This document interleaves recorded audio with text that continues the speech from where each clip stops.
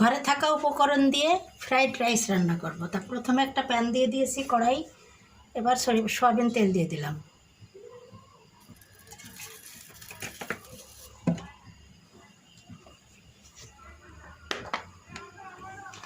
পেঁয়াজ কুচি দিয়ে দিলাম।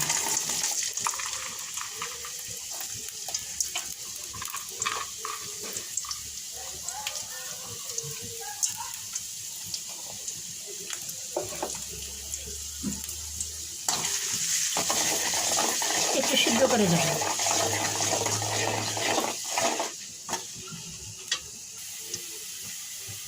এখন দিয়ে দেব কয়েকটি চিংড়ি মাছ।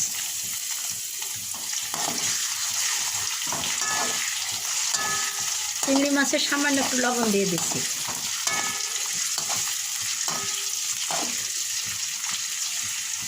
একটু বাদামি হয়ে গিয়েছে, এবার দিয়ে দেবো পেঁয়াজ কলি, কুচি করে কেটে রাখা পেঁয়াজ কলি,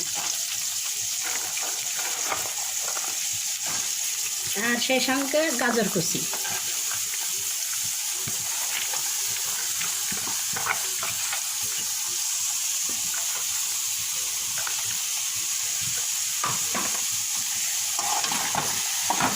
এখন এটাকে একটু নেড়ে চেড়ে ভাজি ভাজি করে নেব।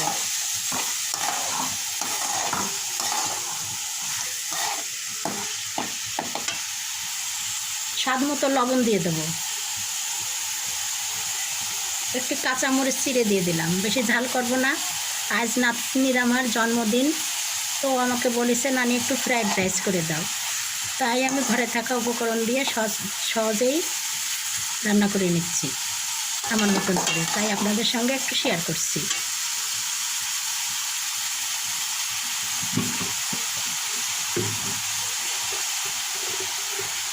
স্বাদ মতো লবণ দিয়ে দিলাম।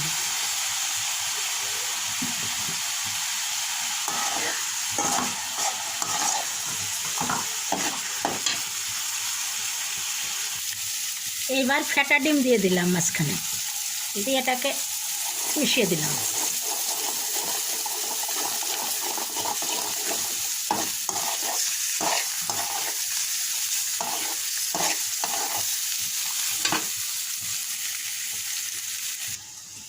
রাইসের জন্যে পোলাওয়ের চালটাকে আমি এই যে প্রেশার কুকারে একটা সিটি দিয়ে এই যে নামিয়ে নিয়েছি, একদম ঝরঝরে আছে। এখন এগুলোকে আমি দিয়ে দেবো ভেতরে।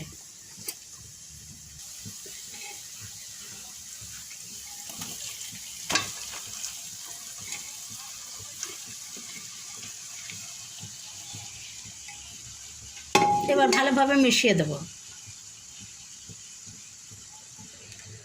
এবার একটু গোলমরিচের গুঁড়ো দিয়ে দিলাম, আর সামান্য 1 চামচ চিনি দিয়ে ভালোভাবে মিশিয়ে দেব।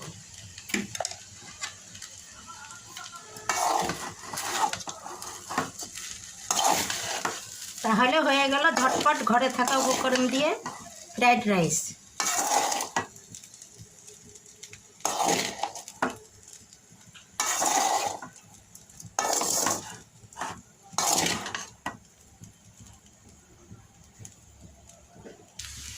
এই তো আমার হয়ে গেল ফ্রাইড রাইস তৈরি করা।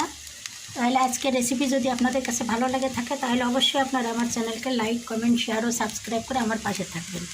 আজকের মতো বিদায় নিচ্ছি। আপনারা ভালো থাকুন, সুস্থ থাকুন, আবারও দেখা হবে। আল্লাহ হাফেজ।